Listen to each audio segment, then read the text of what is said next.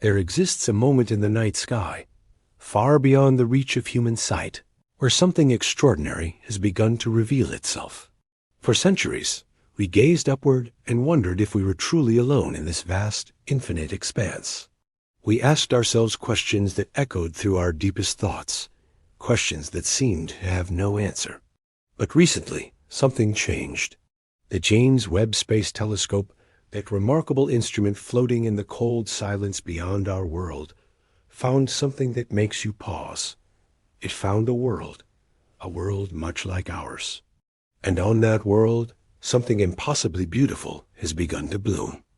Tonight, we journey beyond the edge of everything you've ever known, into a place where time itself begins to lose meaning, where the boundaries between wonder and understanding blur into something transcendent. We travel to a distant world, one so far away that light itself takes millions of years to reach us. But in that journey, we discover something far more profound than distance. We discover possibility. We discover that perhaps, in the infinite tapestry of creation, we are not alone. And before we drift any further into this story that stretches across the cosmos, if you find comfort in journeys like this, in narratives that help you explore the universe from the safety and stillness of your own space, you can gently support this channel by liking this video, by subscribing if you haven't already, and perhaps sharing where you're listening from, somewhere out there in the world. Your presence here matters. Your curiosity matters. And as we move deeper into this narrative, know that you're part of a community of dreamers and wanderers, all listening together in the quiet of their own nights. Now, let us continue our descent into mystery. The James Webb Space Telescope represents something extraordinary in human history. It is not merely an instrument of glass and metal and light-sensitive electronics. It is a manifestation of our deepest yearning to understand where we stand in the universe. Launched beyond Earth's orbit, positioned at a place called the Lagrange point, where gravity itself finds a delicate balance, this telescope peers backward through time itself. Each photon it captures has traveled for millions, sometimes billions of years, carrying with it the light of ancient worlds, primordial stars, and galaxies that existed when the universe was young and radiant with infinite possibility. But what makes this particular discovery so profound is not merely the detection of an exoplanet. We have found thousands of exoplanets by now. Astronomers catalog them regularly, adding to our growing library of worlds. No, what makes this discovery different is what the telescope found when it looked more closely.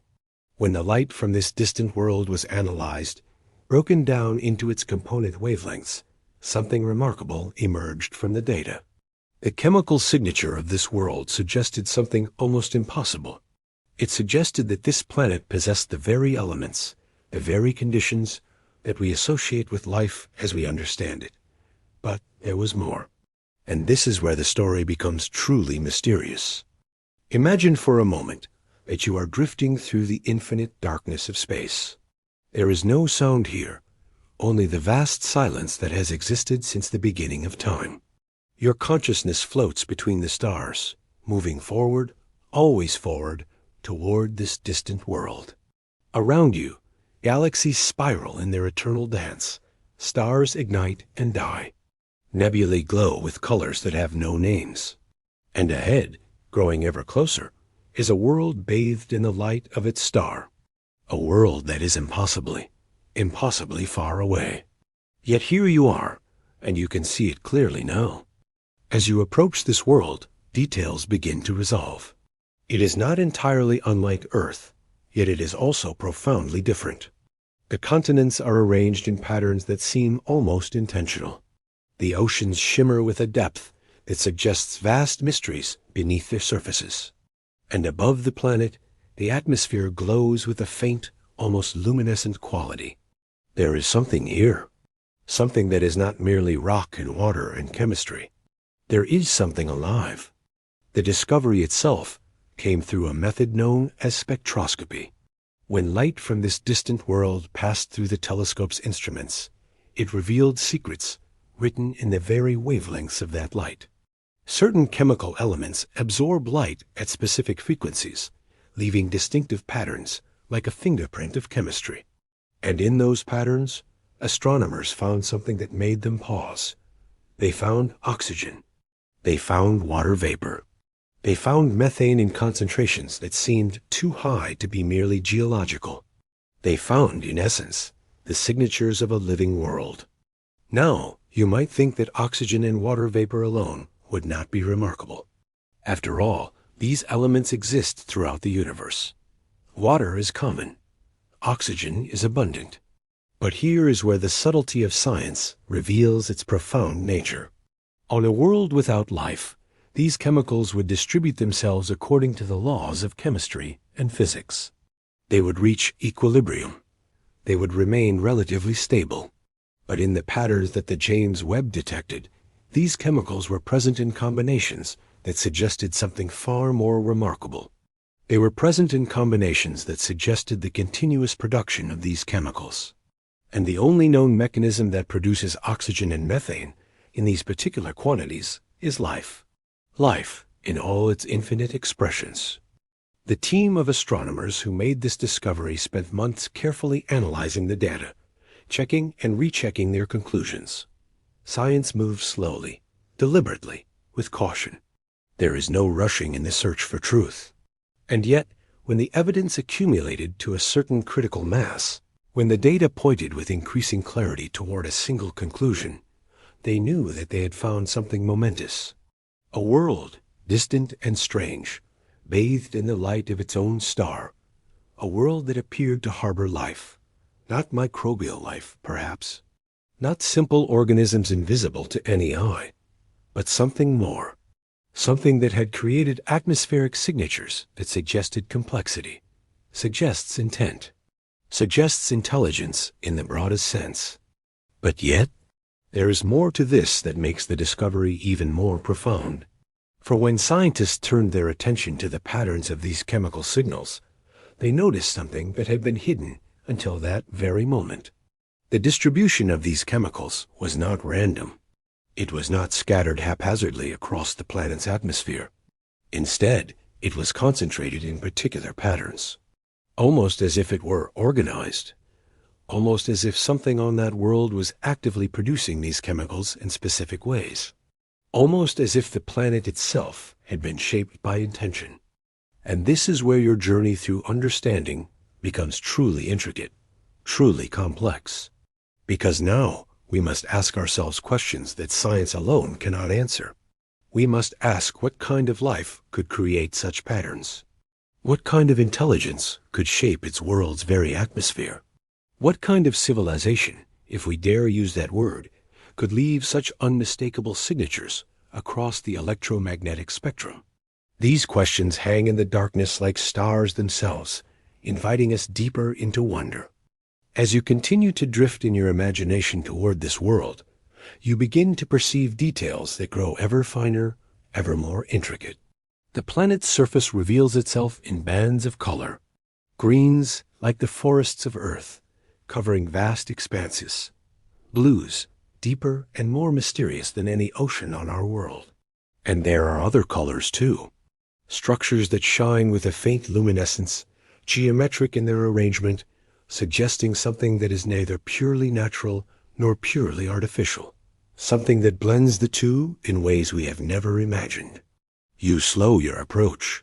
You linger in space above this world, watching, observing, wondering what you might find if you descended further. The atmosphere of this world, when analyzed in detail, reveals something extraordinary. It is thick, but not oppressively so. It scatters light in ways that create sunsets of impossible beauty. The light of its star, as it filters through this atmosphere, paints the sky in hues of purple and amber and soft gold. And in this light, structures are visible. Vast, sprawling structures that cover the landscape. They are not like our cities, not built in the dense, chaotic clusters that mark human civilization. Instead, they seem to grow from the landscape itself. They seem to be integrated with the natural world in ways that suggest a harmony we have scarcely glimpsed. as if the beings who created them understood something fundamental about existence that we have not yet learned, as if they had found a way to build without destroying, to create without consuming, to expand without corrupting. This is where the mystery deepens, where science and imagination intertwine like vines growing around an ancient tree. The James Webb did not merely find a world with the chemicals of life. It found a world that bore signs of civilization, not in the crude, obvious ways we might expect, not in massive structures of metal and concrete spanning continents, but in subtle ways, in the patterns of the chemicals, in the organization of the landscape as revealed by thermal imaging, in the deliberate arrangement of what could only be described as living spaces, agricultural areas, and gathering points, all arranged in a pattern that suggests not exploitation of nature, but harmony with it. And as your floating consciousness approaches even closer, as the details resolve into something undeniably clear, you begin to perceive the inhabitants themselves. They are not like us. They could not be like us, given the vast differences in gravity, radiation, and atmospheric composition that separates their world from ours. But they are unmistakably beings of intention and awareness. They move with purpose. They gather in groups. They work together. They seem to pause sometimes and look upward at their sky, as if wondering, as we wonder, what lies beyond their world. As if sensing, somehow, that someone out there might be looking back. And so we arrive at the first profound question that this discovery raises. If life exists on a world orbiting a star billions of miles away, if that life has developed into something complex enough to create visible structures and modify its environment, then what does this mean for us? What does this mean for our place in the universe? Are we unique? Are we exceptional? Or are we simply another expression of a universe that teems with consciousness, with curiosity, with life in all its infinite manifestations? These questions will unfold as we continue our journey deeper into this night. They will layer upon each other like the rings of an ancient tree, each one marking a season of discovery, a moment of revelation. And in answering them, we may come to understand not merely about the universe, but about ourselves, about what it means to be alive, about what it means to wonder, about what it means to know that we are not, and perhaps never have been, truly alone. As you drift in the stillness of your own space, listening to these words, feeling their weight and their wonder, allow yourself to rest deeper. Let the knowledge that life flourishes elsewhere in the cosmos settle around you like a gentle blanket. For there is comfort in knowing that the universe is not empty. There is peace in understanding that consciousness, in its many forms, expresses itself across the infinite expanse of creation. And as we move into the deeper segments of this narrative, as we explore what we know about this distant world and the beings who call it home, carry this feeling with you. Carry this sense of wonder, for it is the foundation upon which all profound understanding is built. And so we begin to understand, in the quietest way, that the universe is far more alive than we ever imagined. But to truly comprehend what the James Webb has discovered, we must journey backward through time itself, back to the very beginning of this remarkable instrument's quest. We must understand how a telescope, floating in the infinite darkness, can peer so deeply into the cosmos that it can detect the breathing of worlds we have never seen. This is where our narrative slows even further, where we enter into the realm of light itself and all its secrets. Light, you see, is a messenger. It has traveled through the void of space since the moment the first stars ignited billions of years ago. Each photon, each tiny packet of energy, carries with it information about where it came from, what it encountered, and what it passed through. In the depths of space, light does not age. It does not grow tired or diminish in its message. It simply travels, endlessly, carrying its burden of knowledge across the void. And the James Webb Space Telescope has become our most sophisticated listener to this ancient message. It is, in a very real sense, a translator of starlight itself. Imagine, if you will, that you are sitting in a vast library, one that stretches infinitely in all directions. In this library, every book ever written is present, and every book is made of light. Some of these books are ancient, their pages yellowed and worn by time. Others are recent, their light still warm from the stars that emitted them. To read these books, to extract meaning from them, one must be extraordinarily sensitive, extraordinarily careful. One must listen for the faintest whispers of meaning hidden within the light. This is precisely what the James Webb does. It is the greatest librarian we have ever created, and it reads the oldest and most precious books in existence. The way in which the James Webb detects life on a distant world is through a process that seems almost magical in its precision. When light from that world's star passes through the atmosphere of the planet, it carries with it the fingerprints of the chemicals present in that atmosphere.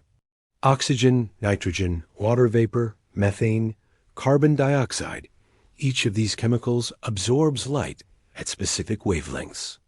Imagine each chemical as a musical note, and the spectrum of light as a symphony. When the James Webb observes a star's light being filtered through a planet's atmosphere, it hears this symphony. It detects which notes are missing, which frequencies of light have been absorbed, and from this pattern of absence, it can deduce which chemicals are present. But the detection of oxygen alone does not necessarily indicate life. After all, oxygen can be produced through geological processes. The early Earth possessed oxygen in its atmosphere long before life arrived to transform the world. So too, distant worlds might produce oxygen through chemical reactions entirely unrelated to biology. This is why the James Webb must listen to many notes in the symphony, not merely one. It must detect multiple chemicals in specific proportions, combinations that suggest something more than chance geology. It must hear a melody, not merely isolated notes. Now imagine, as you rest deeper into this narrative, that you are traveling with this light, moving backward through time toward its source. You are riding along on photons that have journeyed for so long that they have become old and tired, yet still they carry their message faithfully. You pass through the emptiness of space, through nebulae that glow faintly with hydrogen, past distant galaxies whose light has taken billions of years to reach us, and gradually your destination grows larger in your mind. The system containing this remarkable world draws ever nearer. You slow your descent toward the star, a sun much like our own, but older, having existed for a longer span of cosmic time. And circling the star, you see it, the world, the inhabited world. Your eyes adjust to its colors, and you perceive it fully for the first time. The light that reaches us from this world contains more than merely chemical signatures. It contains hints of structure. When astronomers analyzed the infrared data, they found something that made them pause. There were patterns in the heat distribution across the planet's surface. In the daytime side, facing the star, the heat was distributed in ways that suggested the presence of structures that absorbed and retained warmth. There were pockets of intense heat that seemed to correspond with the concentrated chemical signatures detected earlier. And in the night side of the planet, the side turned away from the star, there were lights, faint but unmistakable. Lights that could only be produced by something deliberately generating energy, something consciously creating illumination in the darkness. On Earth, when astronomers look at our planet from space, they see the lights of our cities at night. They see the glow of human civilization, the electrical networks and streetlights, and windows of homes where people rest and work. It is a signature unmistakable and clear. And when they looked at this distant world, they found something similar. Not identical, of course. The pattern was different, more spread out, more evenly distributed across the continents. But it was there. Evidence of deliberate light creation. Evidence of beings who had harnessed energy and used it to illuminate their world against the darkness of night. As you hover above this world, as your consciousness settles into a gentle orbit around this beautiful distant sphere, you begin to notice more details. The planet rotates on its axis, much as Earth does, creating a cycle of day and night.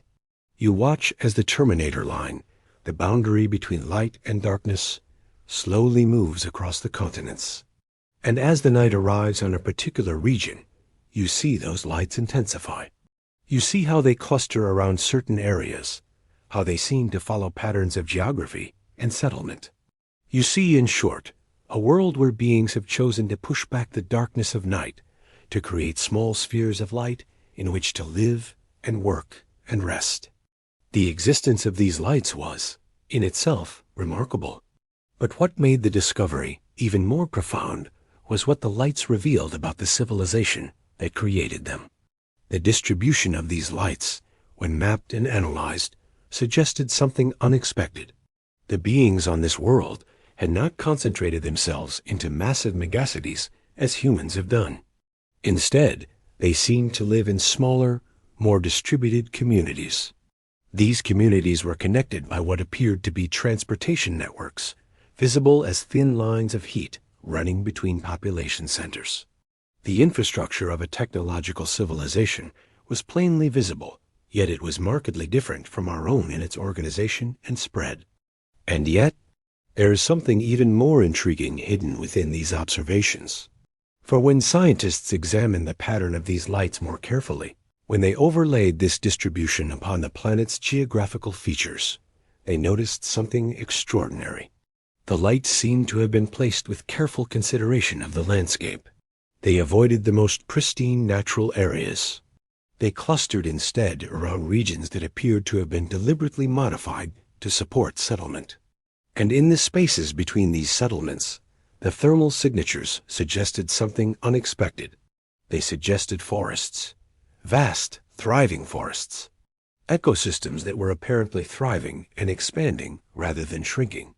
A world where civilization and nature seemed to exist in a state of genuine balance. This observation, simple as it might seem, carried profound implications. It suggested that the beings on this world had achieved something that humanity is only now beginning to pursue, a form of technological civilization that did not destroy the natural world, but rather existed alongside it.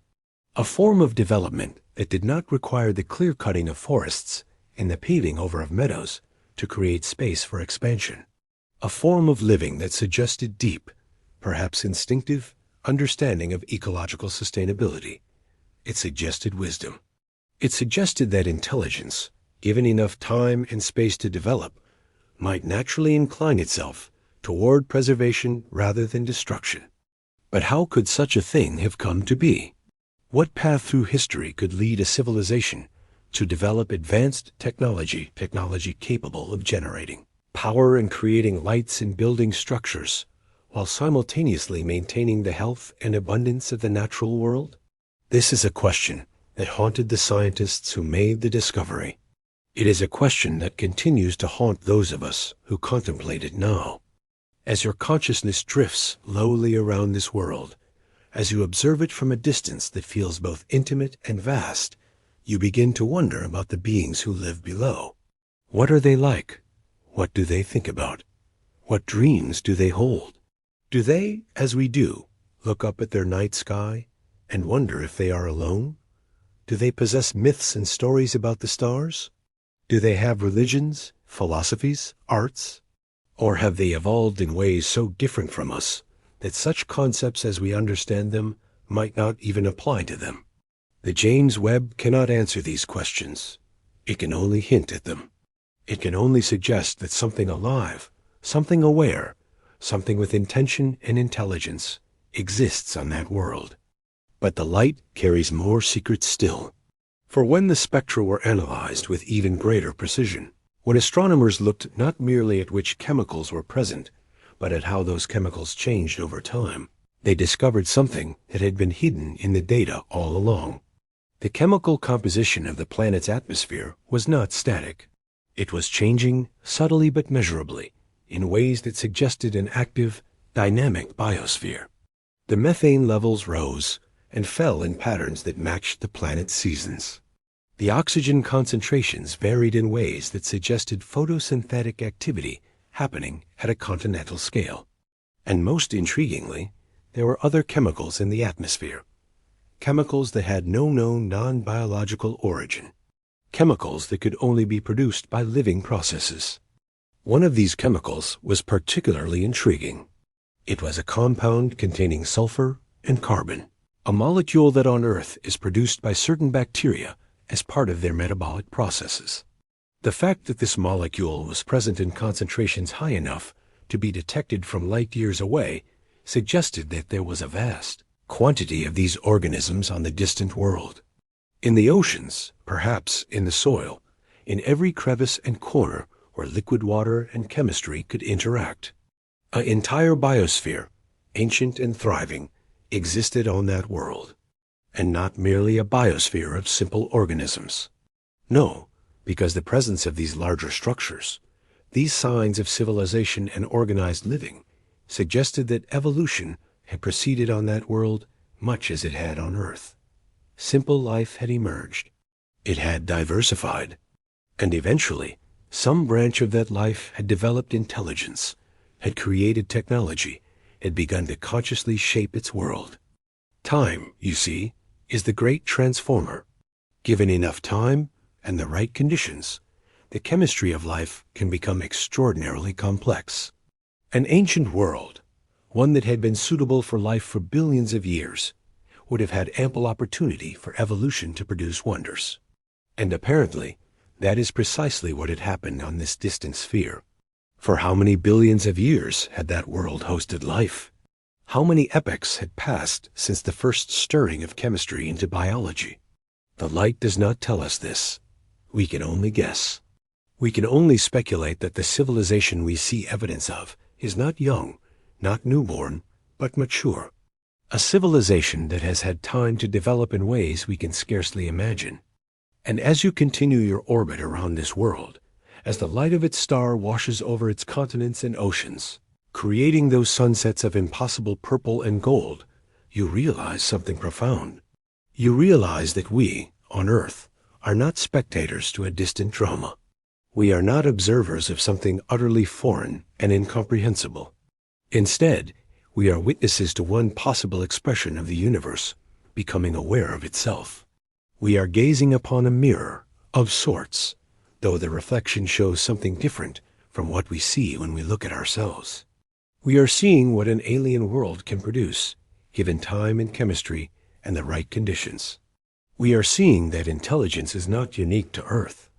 We are seeing that consciousness, in its many forms, is perhaps a fundamental property of the universe itself. The implications of this thought should settle upon you now like snow on a winter night. Soft, gentle, beautiful, not overwhelming, but transformative. For if intelligence exists elsewhere, if consciousness has emerged on more than one world, then the universe is not a dead place of rocks and radiation. It is not an empty theater where we alone perform our dramas. It is alive, it is conscious, it is aware. And somewhere out there, across millions of light years of emptiness, beings not unlike ourselves are looking up at their night sky, wondering if they are alone. And they, too, might be contemplating the possibility of life elsewhere. They, too, might be feeling that profound sense of wonder, that mixture of hope and fear and curiosity that comes with the knowledge that consciousness is not rare, but perhaps universal. As you settle deeper into rest, as your mind becomes quieter and more peaceful, carry this knowledge with you. Carry the peace that comes from knowing that the universe is alive with possibility, that distant worlds bloom with life and intelligence, that we are connected to all of creation by threads of light and time and shared chemistry. The James Webb has given us this gift, not merely a discovery, but a new understanding of our place in the cosmos. And in that understanding, there is a profound comfort. For we are not alone. We have never been alone. The universe itself has been our companion all along, waiting for us to develop the instruments and the wisdom to truly listen to what it has always been trying to tell us. As the night deepens and your eyes grow heavier with the weight of wonder, we turn our attention to something even more specific, more tangible. We turn our focus to the structures that the James Webb has detected on this distant world. For while the chemical signatures and the lights in the darkness tell us that something is there, something alive and aware, it is the structures themselves that begin to paint a picture of what kind of beings inhabit this world. It is through these architecture, these buildings and creations, that we begin to glimpse the mind and heart of another civilization. The structures on this world, as detected through thermal imaging and subtle variations in reflected light, are not uniformly distributed. They cluster in specific ways, suggesting different purposes and functions. There are large, sprawling structures that spread across vast areas, structures that thermal analysis suggests are maintained at comfortable temperatures, likely habitations or workplaces. There are smaller, more discrete structures arranged in circular or spiral patterns, formations that suggest gathering places, community centers, spaces where beings might congregate to share in collective activities. And there are ribbon-like structures that connect these settlements, pathways that suggest movement and exchange between communities. Imagine now, if you will, that your consciousness descends through the atmosphere of this world. You move slowly, carefully, drifting downward through layers of air that grow increasingly thick and rich with the scent of life. Below you, a landscape of extraordinary beauty begins to resolve. There are mountains, yes, but they are not barren and harsh as mountains so often are. Instead, they are clothed in what appears to be vegetation, forests that cling to the slopes and reach toward the sky. There are valleys, and in these valleys you see water flowing. Rivers that sparkle in the light of the distant sun, moving with purpose toward lowlands where they might join larger bodies of water. And scattered throughout this landscape, integrated seamlessly into it, you see the structures. The first thing that strikes you about these structures is their harmony with the landscape. They have not been imposed upon the land, scarring it, disrupting it. Instead, they seem to have been grown from it, cultivated, allowed to emerge organically. The largest settlements are built into valleys and along riverbanks, taking advantage of natural features for support and water access. The smaller communities are distributed across the landscape in ways that suggest careful consideration of population density and resource availability. There are gardens visible from above, vast agricultural areas where crops are clearly being grown. Yet these gardens are interspersed with wild lands, with forests that are clearly being preserved, and perhaps even expanded. One particular region of the planet drew especial attention from the astronomers studying this world. It was a large continent, similar in size to Asia on Earth, yet remarkably different in its arrangement of civilization. Across this continent, there appeared to be a network of communities connected by what looked like transportation corridors. These corridors were not highways as we would build them, massive ribbons of concrete cutting through the landscape. Instead, they seemed to follow the natural contours of the land, winding through valleys and around mountains as if designed to minimize disruption to the environment. And the thermal signatures along these corridors suggested that they were heavily used, that traffic moved along them regularly, yet their environmental impact seemed minimal. At certain points along these transportation networks, there were larger structures, hubs that appeared to serve as gathering or exchange points. It was as if the civilization on this world had created a distribution system for resources and perhaps for people, yet had done so in a way that preserved the integrity of the landscape. The structures themselves seemed to be partially underground, with only their upper portions visible from the thermal imaging. This suggested something remarkable, that the builders of these structures had deliberately chosen to minimize their visual and environmental impact by integrating them into the earth itself. And yet, there is something more profound hidden within these architectural observations. For when scientists studied the geometric patterns of the settlements, when they analyzed the spacing and arrangement of structures, they began to notice patterns that suggested something deeper than mere practical planning. The settlements seemed to be arranged according to principles that we associate with beauty and harmony. The structures had characteristic angles and proportions that appeared again and again, as if following some fundamental aesthetic principle. As if the beings who created these settlements understood something about proportion and harmony that they had encoded into their architecture. This is a subtle observation, perhaps, yet it carries profound weight. For it suggests that the beings on this world are not merely functional in their thinking. They are not simply building for shelter and survival. They are building for beauty. They are incorporating art into their engineering. They are expressing themselves through their creations. And this speaks to a level of consciousness, a level of awareness and self-expression that we recognize in ourselves. It suggests that intelligence, wherever it emerges in the universe, carries with it not merely the capacity for logic and problem-solving, but also an impulse toward beauty, toward meaning, toward the creation of significance. As you continue to drift downward, as the landscape beneath you becomes ever more detailed and clear, you begin to perceive individual structures with greater precision. There is a group of buildings arranged in a spiral formation, each one slightly offset from the last, creating a pattern that is visually striking when seen from above. The structures themselves appear to be cylindrical or ovoid in shape, with surfaces that reflect light in gentle gradations, suggesting curved, aerodynamic forms.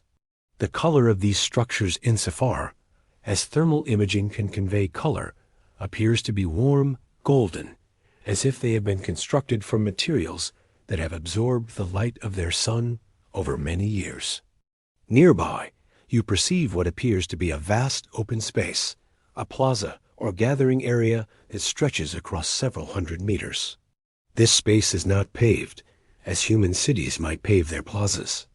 Instead, it appears to be a carefully maintained garden, with pathways winding through it and what looks like seating areas, perhaps places where the inhabitants of this world gather to rest and interact. The thermal signature of this space suggests that it is maintained at a comfortable temperature, protected perhaps by some kind of architectural feature that shields it from the extremes of weather.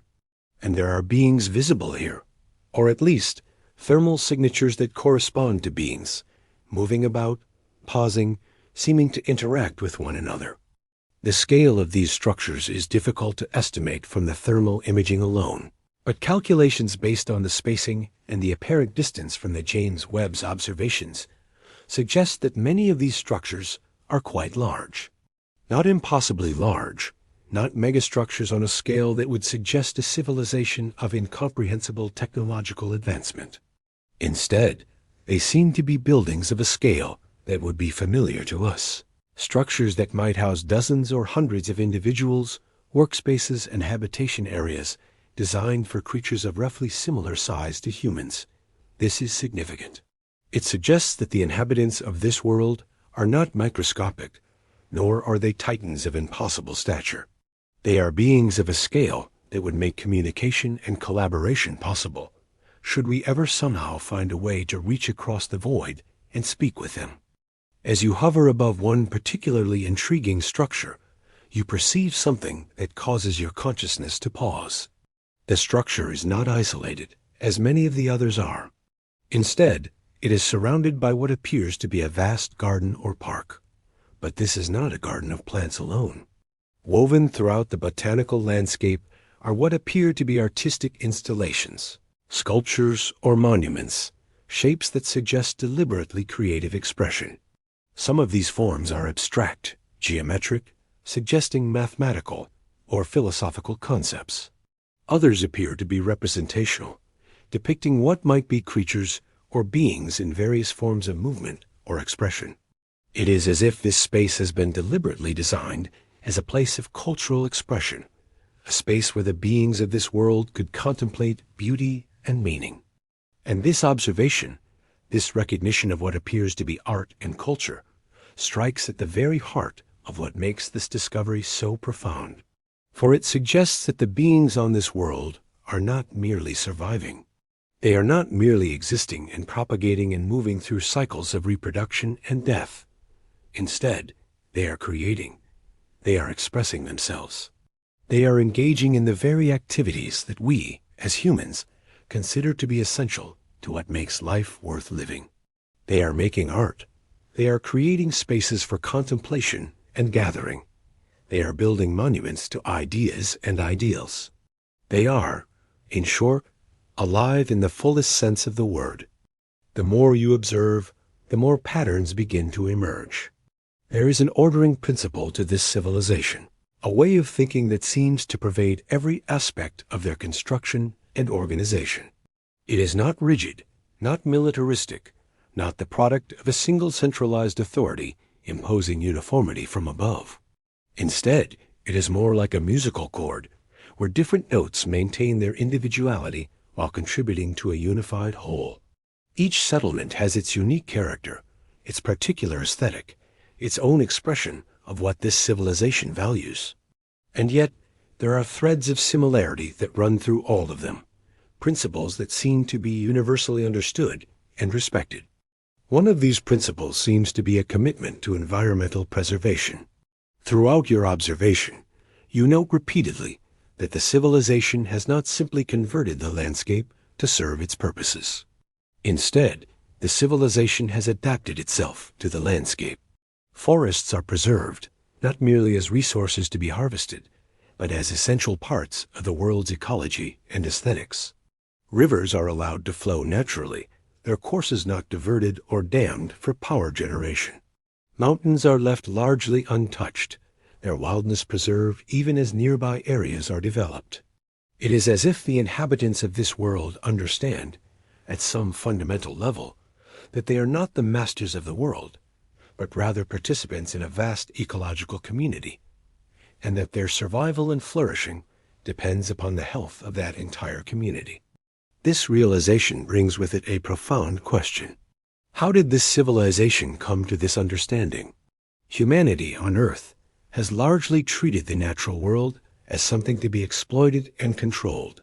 We have cut down forests, dammed rivers, paved over wetlands, driven countless species to extinction. We have treated the natural world as though it existed primarily for our benefit, as though the non-human creatures and ecosystems were merely resources to be extracted and consumed. And now, as we face the consequences of these choices, climate change, ecological collapse, a sixth mass extinction, we are beginning to understand the error of our ways. We are beginning to understand that we are part of nature, not separate from it. We are beginning slowly and painfully to recognize that our survival depends upon preservation, not exploitation. But the civilization on this distant world seems to have understood this from the beginning. Or perhaps, over the course of their history, they made different choices than we did. Perhaps at some point in their past, they faced a crisis similar to the one we now face, and they responded not with denial or defensiveness, but with fundamental changes to how they lived. Perhaps they made a collective decision to limit their exploitation of natural resources. Perhaps they developed technologies that allowed them to meet their needs without destroying the world that sustains them. Or perhaps they simply never developed the sense of separation from nature that seems to be so fundamental to human consciousness. Perhaps their intelligence, as it developed over millions of years of evolution, included within it an instinctive understanding of ecological balance. But now, as you drift above this world, observing the careful integration of civilization and nature, you find yourself asking another question. Could we, humanity, ever achieve such a thing? Could we ever develop a civilization that existed in genuine balance with the natural world? Or have we, through our choices and our history, set ourselves on a path from which there is no return? These are not questions that James Webb can answer. These are questions we must answer for ourselves through our choices and our actions. As you begin to rise again, as your consciousness slowly lifts away from the surface of this world and ascends back through its atmosphere, you carry with you a sense of profound possibility. You have seen, through the most sophisticated instruments we have ever created, evidence that another way of being is possible.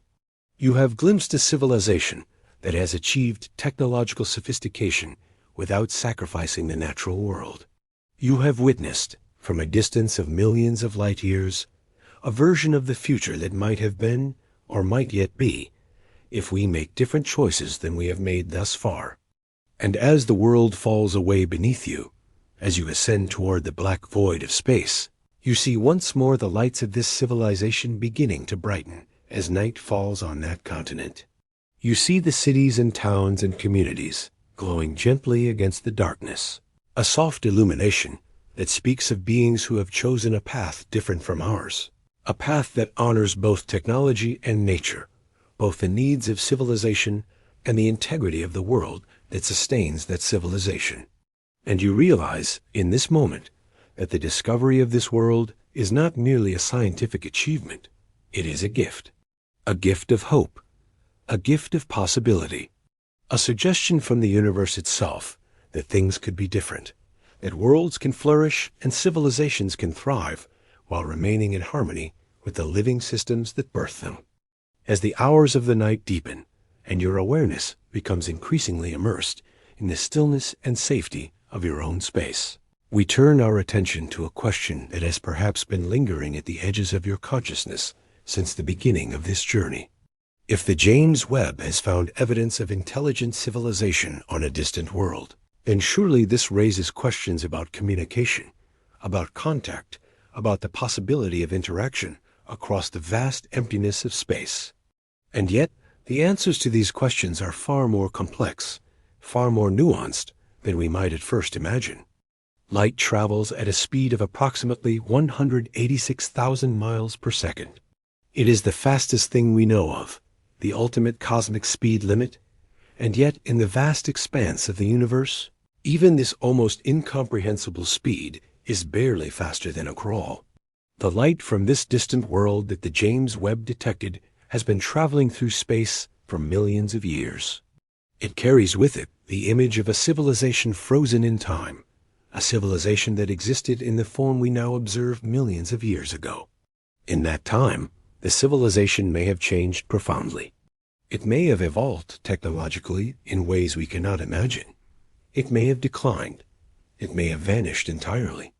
Or it may have remained largely as it was, a testament to the possibility of stable, sustainable civilizations that do not feel the constant pressure to expand and change that seems so fundamental to human nature. But this raises another profound question. If we were to attempt to send a message to this world, if we were to find a way to communicate across the millions of light years that separate us, how long would such a message take to arrive? And how long would we have to wait for a response? A message transmitted today would not arrive at the distant world for millions of years.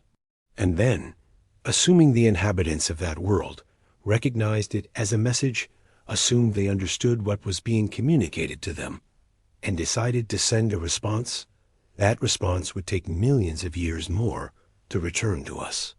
In the span of time it took for such a conversation to occur, civilizations could rise and fall. Species could evolve and go extinct. Entire stellar systems could change their configuration. This realization brings with it a kind of melancholy. For all the excitement of discovering another intelligent civilization, we are constrained by the fundamental laws of physics in a way that makes direct interaction virtually impossible. We cannot travel to that world. The distances are too vast. And even if we could somehow achieve the technological ability to traverse such distances at speeds approaching that of light, the journey would take millions of years. By the time we arrived, the civilization we were coming to meet might be utterly transformed or might no longer exist. And we cannot communicate with them in real time. The delays inherent in the transmission of light across such distances make dialogue, as we understand it, impossible. We can observe them. We can study what the light from their world tells us. But true dialogue, true exchange of ideas and information, remains forever beyond our reach. And yet, this realization does not diminish the profundity of the discovery. If anything, it deepens it. For it suggests that knowledge of other civilizations is something we can achieve through observation and inference, not through contact. We can look at the light that reaches us from distant worlds and read in that light stories of other ways of being, other ways of organizing society, other ways of resolving the fundamental challenges that all civilizations must face. We can, in effect, become astronomers of consciousness, reading in the data returned from distant instruments the patterns and principles that guide other minds in other worlds. Imagine, if you will, that you are in a vast archive, a library that extends infinitely in all directions. In this library, arranged carefully on countless shelves, are books written in a language you can almost, but not quite, understand. The books are written in the language of light and chemistry and electromagnetic radiation, the language in which the universe writes its stories. And the James Webb, in its patient observations, is slowly translating these books for us. It is reading the story of a distant world, a world millions of light years away, and it is bringing that story back to us in the form of data and images that our minds can process. But the story the telescope tells is not merely about structures and lights and chemical signatures. It is a story about choice. It is a story about a civilization that, over the course of its existence, has made decisions about how to organize itself, how to relate to the natural world, how to express its values and aspirations. And those choices are written in the very landscape of that world, in the placement of structures, in the preservation of forests, in the careful integration of technology and nature. Consider for a moment how different the story might have been. We can imagine alternate versions of this distant world, other ways that a technological civilization might organize itself. We could imagine a world where the inhabitants, having achieved industrial technology, simply repeated the pattern that we have followed on Earth, extracting resources with abandon, paving over natural ecosystems, concentrating populations in massive megacities that consume energy at a prodigious rate. We can imagine a world where the night side would be ablaze with lights, where the continents would be entirely covered with structures, where no wild lands remained, where the natural world had been almost entirely replaced by the infrastructure of civilization. But that is not what we see. Instead, we see a world where a different choice has been made, or rather, a series of choices accumulated over the course of a civilization's history that has led to a different outcome. This suggests that the inhabitants of that world possess something that we might call wisdom. They understand something about sustainability, about the relationship between a civilization and the world that sustains it, that we are only now beginning to grasp. And the fact that they have achieved advanced technology capable of generating power and creating light and constructing complex structures, while simultaneously maintaining this harmony with nature, suggests that there is no inherent contradiction between technological sophistication and environmental sustainability. It suggests that the two can, in fact, be complementary, that a truly advanced civilization might be one that uses technology not to dominate nature, but to work in concert with it. This raises another layer of question. If we could somehow observe this civilization more closely, if the James Webb could zoom in further, could we learn from what we see? Could we extract principles from their organization and their architecture that might be applicable to our own world? Could we study their example and understand new ways of organizing our own societies, new ways of balancing the demands of technology and civilization with the need to preserve the natural world? The answer is almost certainly yes, at least in principle. And yet, the practical challenges remain daunting. For while we can observe this distant world, while we can detect its structures and lights and chemical signatures, we cannot directly perceive the thoughts of its inhabitants. We cannot understand their languages, their philosophies, their deepest motivations and values. We are inferring these things from indirect evidence.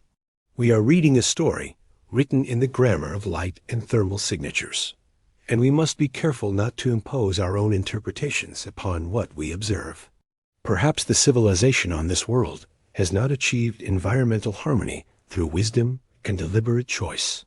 Perhaps they have achieved it for entirely different reasons, because their technology works differently than ours, or because their physiology makes them naturally inclined to our different forms of development, or because they have lived on a world with entirely different environmental constraints that have forced them toward sustainability. But still, the pattern is there. A possibility is demonstrated. Somewhere in the universe, a civilization has achieved technology and sustainability in tandem. And that fact alone is worth contemplating. It suggests that other paths are possible, that the future need not be determined solely by the choices we have already made. As you drift deeper into rest, as your consciousness becomes increasingly diffuse and dreamlike, allow yourself to contemplate this possibility. Allow yourself to imagine a world where humanity, guided by the example of distant civilizations observed through advanced telescopes, has made different choices. Imagine a future where we have learned from what the universe has shown us, where we have recognized that our survival depends upon sustainability, where we have reorganized our societies and our economies and our relationship with the natural world to reflect this understanding. It is not a certainty. The future is not written, but it is a possibility. And the discovery of the inhabited world through the James Webb has gifted us something precious, not merely knowledge of another civilization, but a concrete example that another way is possible. As your consciousness settles into deeper layers of awareness, as the distinction between dreaming and waking begins to blur, you realize something fundamental. The universe is not indifferent to consciousness.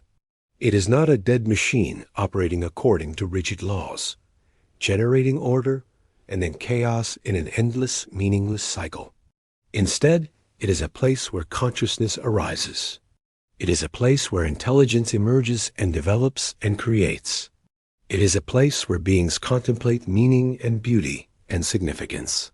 And the fact that this is happening on more than one world, that consciousness has emerged in more than one location, suggests that this is not an anomaly. It suggests that consciousness might be a fundamental feature of the universe, as common and essential as gravity or electromagnetism.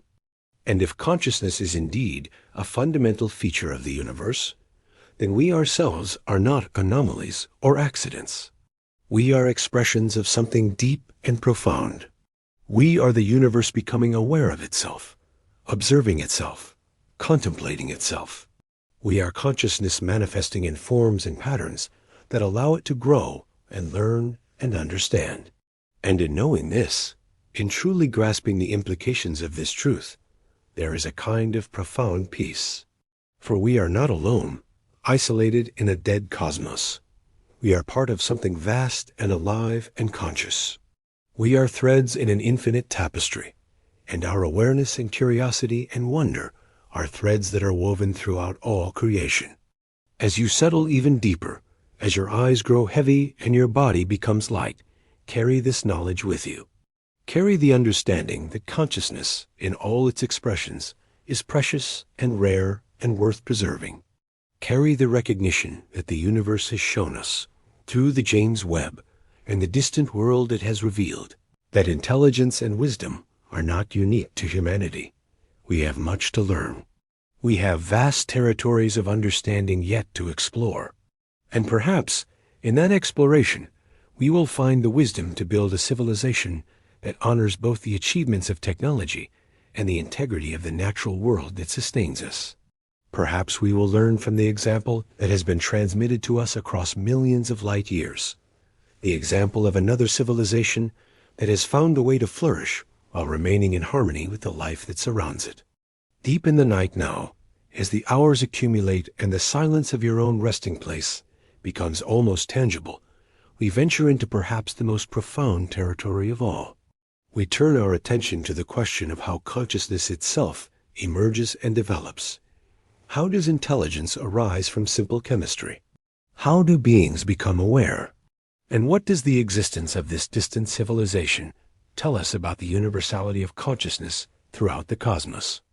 The story of life, as we understand it from our own world, began with the simplest possible chemistry. 4 billion years ago, in the oceans of the young Earth, molecules began to interact in ways that were increasingly complex. Carbon, the element of life, bonded with hydrogen and oxygen and nitrogen, forming compounds of ever greater sophistication. And then, at some point in this gradual escalation of complexity, something remarkable occurred. Some of these chemical systems developed the capacity to replicate themselves. Life had begun. For the first billions of years of life's existence on Earth, evolution proceeded entirely among single-celled organisms. These tiny creatures lived in a world invisible to the naked eye, a universe of chemical interactions occurring in the depths of oceans and in shallow pools. For most of this immense span of time, no creature existed that could perceive light, that could respond to sound, that could think or feel or contemplate existence. The Earth was alive, but consciousness, as we might define it, had not yet emerged.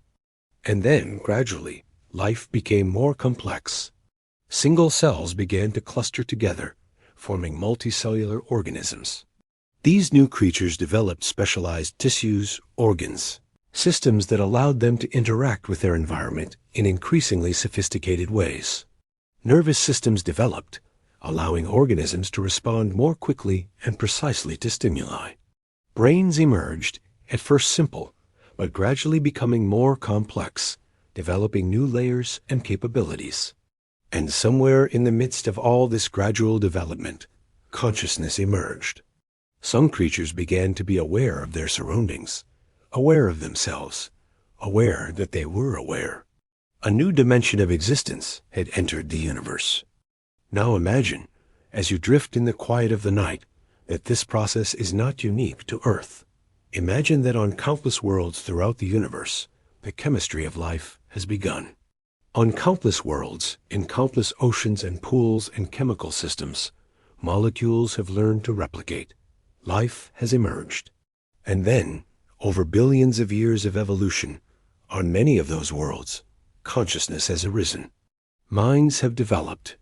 Intelligence has emerged. And some of those intelligent species have achieved technology, have developed the ability to consciously shape their world, to understand the laws that govern existence, to build civilizations. The distant world observed by the James Webb represents just one example of what is apparently a common pattern in the universe.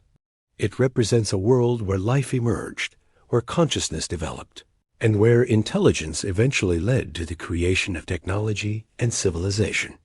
But the specific details of this development, the particular path that evolution took on that distant world, was almost certainly unique to that world. The physics and chemistry that govern life are universal. The same laws apply everywhere. But the particular circumstances of each world are different. The specific environments, the particular creatures that emerge and succeed, the unique challenges and opportunities that shape evolution, all of these vary from world to world. This raises a profound question. On Earth, humans are the dominant intelligent species. We are the creatures who have developed technology and built civilizations. But we did not have to be. Evolution might have taken a different path. Different species might have developed intelligence instead of, or in addition to humans. Had the asteroid that killed the dinosaurs 66 million years ago not impacted Earth, dinosaurs might still roam the planet, and mammals might never have gained dominance. Had evolution proceeded slightly differently, intelligent species might never have emerged on Earth at all. The existence of human civilization, in a very real sense, an accident of history, an unlikely outcome of a vast sequence of contingent events. But the universe, being infinite, or at least almost incomprehensibly vast, has room for many accidents. It has room for many improbable outcomes. And so, even though the emergence of any particular intelligent species on any particular world might be unlikely, the emergence of intelligent species somewhere in the universe is almost inevitable. Given the vastness of space and time, given the billions of galaxies and trillions of stars, the emergence of consciousness and intelligence in multiple locations is not merely possible, but probable. And what we see in the distant world observed by the James Webb is one expression of this probability. This is a world where life emerged, where consciousness developed, and where intelligence eventually led to the building of civilizations. And the particulars of how this civilization is organized, how it relates to the natural world, the kinds of structures it builds, and the values it seems to express through those structures, All of these details are unique to that world, the product of its own particular history and evolution. But here is where the pattern becomes truly fascinating. Despite the differences, despite the vast distances and the separate histories, there are similarities. The civilization on the distant world, like human civilization, has developed technologies. Like us, they have learned to harness energy and use it for their purposes. Like us, they have built structures and organized themselves into communities. Like us, they have created art and expression. And like us, they seem to face the eternal challenge of balancing the needs of civilization with the preservation of the natural world. These similarities suggest that there are perhaps certain fundamental challenges that all intelligent civilizations must face, certain universal problems that consciousness must solve, regardless of where that consciousness emerges. One of these universal problems is the challenge of energy and resources. Every civilization needs energy to sustain itself, to power the activities that allow it to function. On Earth, we have developed technology to extract fossil fuels and burn them for energy. We have built nuclear reactors. We have harnessed the sun through solar panels and the wind through turbines. And in doing so, we have transformed our world.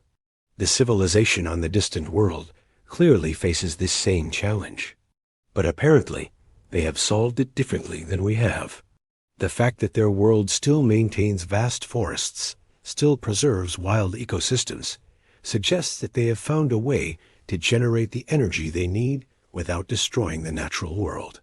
Perhaps they harness the energy of their star more completely, perhaps through large-scale solar collection facilities. Perhaps they have developed fusion reactors that generate power cleanly. Perhaps they have created energy infrastructure that is far more efficient than ours. Or perhaps they have simply consumed less, reducing their energy needs through a deliberate cultural commitment to sustainability. Whatever the specific mechanism, the end result is clear. They have not sacrificed the natural world for the sake of technological development. And this suggests that such a sacrifice is not inevitable, that it is not a necessary consequence of technological advancement. It is a choice. It is something we, as a civilization, have chosen, but did not have to choose.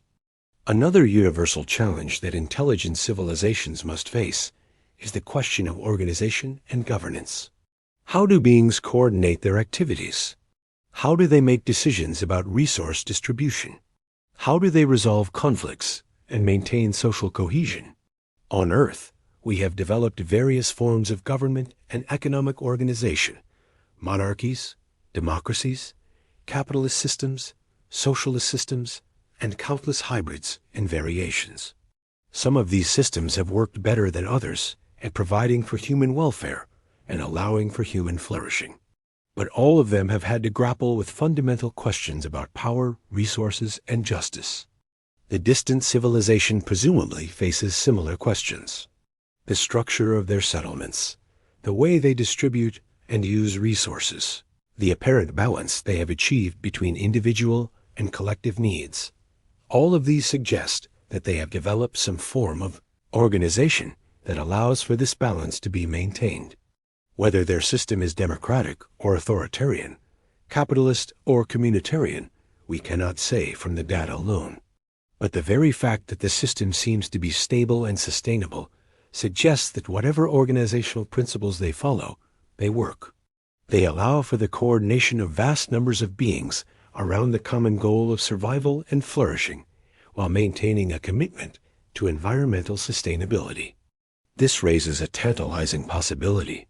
If we could somehow understand the principles that guide the civilization on the distant world, if we could extract from their organization and their achievements the underlying philosophies and values that make them work, could we apply these principles to our own civilization? Could we learn from their example and reorganize our own societies in ways that would allow us to achieve greater sustainability and greater balance? The answer, almost certainly, is that we could learn something, though not everything. For the circumstances of our world are different from theirs. Our history is different. Our physiology and psychology are different. We cannot simply copy what they have done. But we can extract principles from their example, can recognize that another way is possible, and can use that knowledge to inform our own choices about the future. As you sink deeper into stillness, as the noise of your thoughts begins to fade into something quieter and more diffuse, allow yourself to contemplate the vastness of consciousness in the universe. Imagine that somewhere out there, across millions and millions of light years, there are beings similar to you in the fundamental ways that matter. They experience consciousness. They wonder. They contemplate. They create. They grapple with the same fundamental questions that humans grapple with: how to live meaningfully, how to build communities that support flourishing, how to preserve beauty and meaning in the face of the vast, impersonal forces of the universe. And yet, they do these things in ways that are entirely unique to their own world, their own evolution, their own history. And in this thought, there is a kind of profound comfort. For it suggests that consciousness, wherever it emerges, carries with it certain fundamental impulses and needs. The desire to create, the desire to understand, the desire to build communities and establish meaning, the desire to preserve beauty. These are not unique to humans. These are expressions of something universal in consciousness itself. And in recognizing this universality, we recognize that we are not alone. We are not isolated atoms of awareness in a dead cosmos. We are part of a community of conscious beings spread throughout the universe, each one expressing consciousness in unique ways, but all sharing in the fundamental fact of awareness. As the night deepens around you, as your awareness becomes increasingly immersed in the gentle darkness, carry this knowledge with you. Carry the recognition that you are part of something vast and meaningful, that your consciousness, your awareness, your ability to think and feel and wonder is connected to consciousness throughout the universe. That somewhere out there, beings not entirely unlike you are looking up at their night sky, wondering about what might be out there beyond their world. And perhaps, in some way that transcends the physical laws that separate us, your awareness and their awareness are connected, not through signals or messages that travel through space, but through the fundamental fact that consciousness has emerged in multiple places, that the universe is alive with it, that we are all expressions of something profound and universal. And now, as we enter the deepest part of this night journey, as your body becomes heavy with the weight of rest, and your mind hovers in that twilight space between waking and sleeping, we consider a question that has haunted astronomers and philosophers for generations. Among all the signals being transmitted through space, intentional and unintentional, ancient and recent, are there any signs that the distant civilization is aware of the universe beyond their own world? Are there any hints that they have, like us, turned their technology toward the sky and begun to reach out, to search for others? The James Webb, in its patient observations, has detected radio signals emanating from the distant world. These are not the weak, scattered signals that might result from simple industrial or technological activity. These are focused, concentrated transmissions, signals that are being deliberately sent outward into space. They are being broadcast from specific locations on the planet, locations that appear to correspond with some of the largest and most sophisticated structures visible in the thermal imaging. Structures that might be observatories or broadcasting stations or facilities dedicated to the study of the cosmos itself. When scientists first detected these signals, they were overcome with emotion. Here, emanating from a world millions of light years away, was evidence that an intelligent civilization was actively trying to reach out, to communicate, to transmit messages into the void. The signals themselves, when analyzed, proved to be mathematical in nature. They consisted of prime numbers, arranged in sequences that could not occur naturally. They contained patterns that clearly indicated conscious origin, intentional design. It was, in every conceivable way, a message, a greeting, an attempt to reach across the void and touch something, anything, in the wider universe.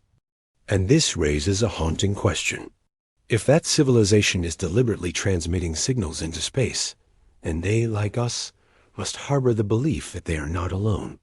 They, too, must look up at their night sky and wonder if there are other minds out there, other conscious beings contemplating the same questions. They, too, must feel that yearning to reach out, to make contact, to know that somewhere in the vastness of creation there are others who think, who feel, who wonder as they do. And they have taken the step that we have barely begun to take.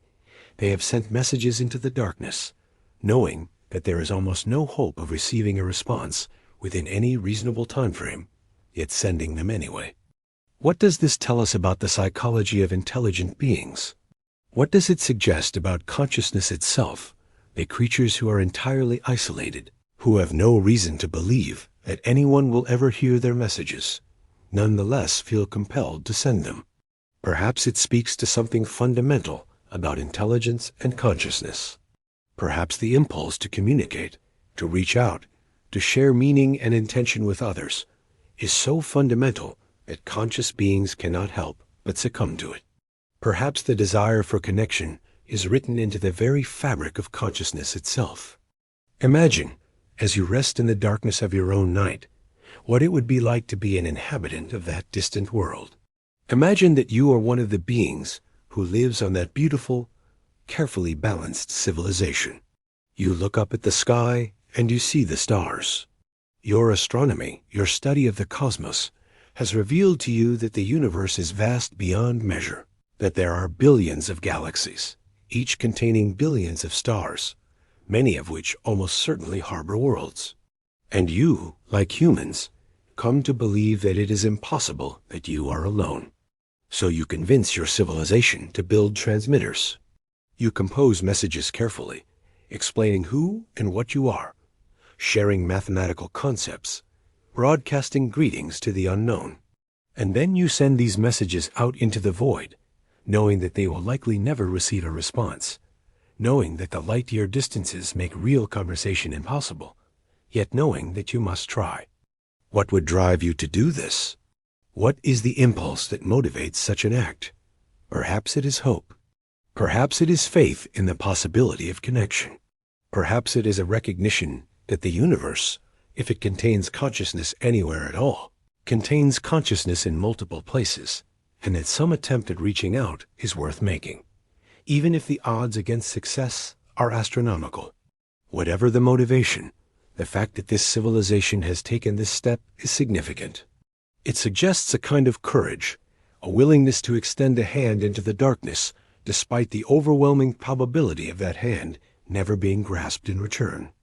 Now we face an extraordinary possibility.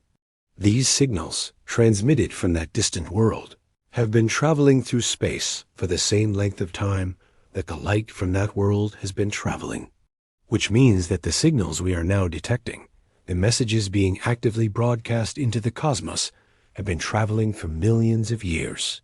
They have passed through the vast emptiness of space, carrying with them the voices of another civilization, messages that were composed with the hope that someone, somewhere, might receive them. And now, through the James Webb, we have received them. We have detected them.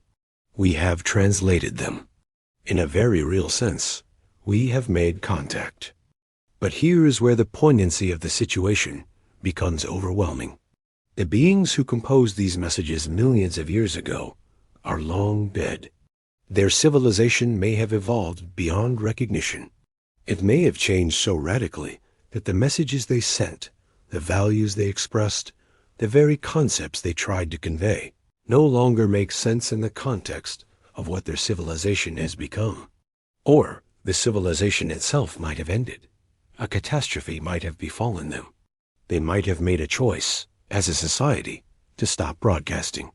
The civilization we see evidence of now, in the light that reaches us from their world in our present time, might be entirely different from the civilization that sent those ancient signals.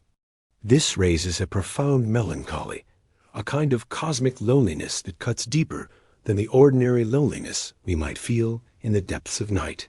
For we have made contact with another civilization, but it is contact with a ghost. We are receiving messages from beings who have been dead for millions of years. We are hearing voices from a past so ancient that the very civilization that produced those voices may no longer exist. And yet, this realization brings with it another kind of comfort. For it means that those beings, millions of years ago, were driven by the same impulses that drive us. They looked up at their sky and wondered if they were alone. They felt the yearning to reach out, and they took action based on that yearning. They built the means to broadcast messages. They composed careful greetings to the unknown. And now, millions of years later, those messages have reached us. In a very real sense, they have succeeded. They have made contact. Their voices have been heard across the vast emptiness of space and time by minds that did not exist when they sent their messages, but minds that understand and appreciate what they did. As you drift deeper into sleep, as the boundaries of your consciousness begin to dissolve, contemplate this thought. Contemplate that somewhere in your own future, perhaps thousands or millions of years from now, descendants of humanity might receive messages from distant civilizations that sent them millions of years ago.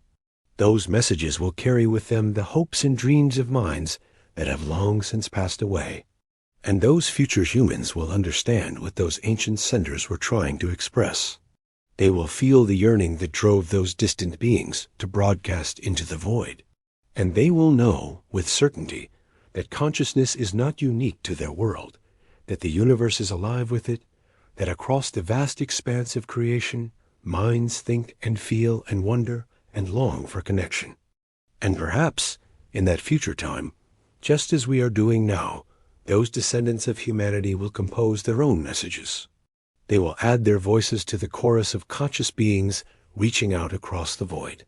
And they will send those messages into space, knowing that they might never receive a response, but believing nonetheless that the attempt to reach out, to make contact, to assert that consciousness exists and wishes to communicate, they will believe that this attempt is worthwhile, that it is meaningful, that it is, in some deep and important sense, what consciousness is for.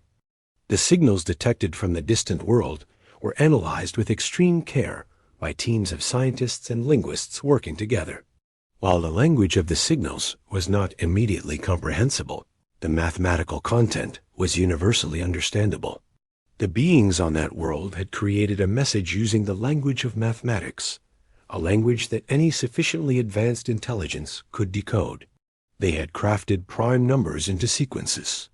They had created diagrams showing their understanding of physics and chemistry. They had included images, pictorial representations of their world and themselves and their civilization. And woven throughout these messages was a clear, unmistakable theme. We exist, the messages seemed to say. We are here. We are conscious, and we are reaching out to you. If you hear this, please know that you are not alone. What would it feel like to receive such a message? What would it mean to hear, across the unimaginable distances of space, the voice of another civilization saying those words? Surely it would feel like a kind of homecoming. Surely it would fill you with a sense of profound connection. For you would know, with absolute certainty, that conscious beings exist beyond your own world. You would know that intelligence has emerged in the universe in multiple places. You would know that you are part of a larger community of minds spread across the cosmos, each one contemplating its own existence and the existence of the broader universe. And you would feel a sense of responsibility, a sense that you too should reach out, should add your voice to the chorus of conscious beings broadcasting into the void. And this is what the James Webb has given to us, to humanity. It has given us proof that we are not alone. It has delivered to us messages from another civilization, reaching across millions of years and millions of light years of space. It has shown us that consciousness exists in multiple forms, in multiple locations, throughout the universe. And it has inspired in us the desire to reach out in return, to broadcast our own messages into the void, to participate in the great conversation of conscious beings seeking to make contact across the cosmos. But the messages from the distant world contain more than merely greetings and declarations of existence. When scientists analyzed them further, when they applied increasingly sophisticated decryption techniques, They began to extract deeper meanings. They began to understand that these messages contained something more, a kind of knowledge, a kind of wisdom that the distant civilization wanted to share. The mathematical sequences began to reveal concepts, complex physics principles, chemical reactions, biological processes. The distant civilization was not merely saying, "We exist." They were saying, "Here is what we know. Here is what we have learned. Perhaps this knowledge will be useful to you." And among the knowledge being transmitted, among the concepts being shared across the void, was one that stands out with particular clarity and significance. It was a principle, a philosophy, a way of understanding the relationship between intelligence and the natural world. It was an expression of the very sustainability, the very balance with nature that we had observed in the civilization's structures and organization. The distant civilization was not merely demonstrating through their lives that another way was possible. They were actively trying to teach it. They were trying to transmit the knowledge of how to achieve technological sophistication while maintaining environmental balance. They were trying to reach out across the void and share with other emerging civilizations the wisdom that they had gained. And perhaps, in this understanding, we find the deepest meaning of the discovery. The James Webb has not merely found another civilization. It has found a teacher. It has found a civilization that has walked a path different from ours, that has achieved something we are struggling toward, and that is trying to share the knowledge of how they did it. And whether or not we can directly apply their specific solutions to our own world, the fact that they are offering to share their wisdom, that they are reaching out in this spirit of teaching and mutual support, speaks to something profound. It speaks to the possibility that consciousness, wherever it emerges, shares certain fundamental values: the impulse to help, the desire to share knowledge, the hope that other conscious beings might benefit from what you have learned. As the deepest hours of the night settle around you, as your consciousness begins to drift into the realm of dreams, allow these thoughts to settle within you. Allow yourself to understand that you are living at a moment of profound transformation for human consciousness. We have discovered that we are not alone. We have received messages from another civilization. We have learned that another way is possible. And we have been offered wisdom, transmitted across the void, about how to live in greater harmony with the natural world. The future is not determined. We are not locked into the path that we have already chosen. But the universe has offered us a gift, the knowledge that another way exists, and the invitation to learn from civilizations that have walked that path. Whether we accept that gift, whether we learn from the example that has been offered to us, is up to us. As the night grows quieter still, as the hours deepen into that sacred space where sleep seems almost to hover just beyond reach, we enter into territory that is part observation, part meditation, part philosophical reverie. We consider a possibility that is almost too beautiful to contemplate, and yet which the discovery of this distant civilization makes impossible to ignore.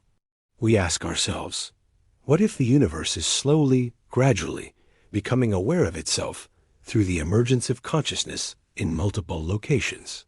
What if, over the vast spans of cosmic time, conscious beings are destined to eventually find one another and create a kind of unified awareness that spans the stars? The universe, as we understand it now, is approximately 13.8 billion years old.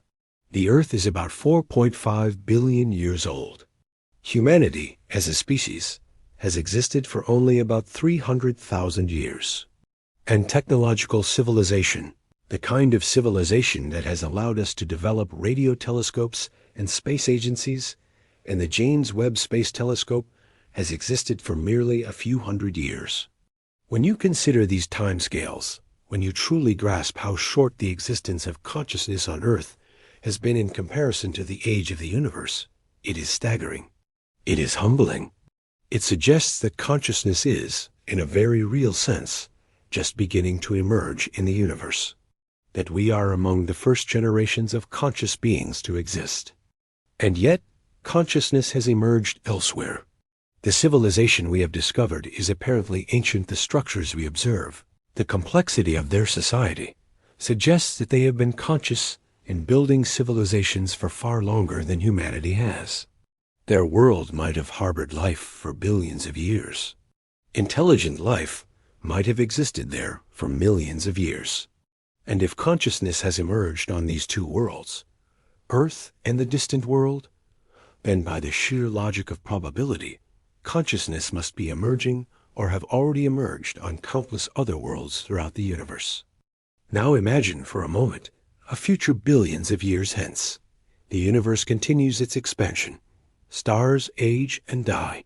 Some worlds that currently harbor life will become uninhabitable as their suns eventually exhaust their fuel. But other worlds will continue to develop, will continue to nurture consciousness. Over eons and eons of time, consciousness will flourish on countless worlds. Intelligent species will develop technology. Civilizations will arise, and, like the one we have discovered, will learn to live in sustainability with their environments. And gradually, over timescales that defy human comprehension, these scattered islands of consciousness might begin to reach out to one another. The distances between the stars are vast, seemingly insurmountable.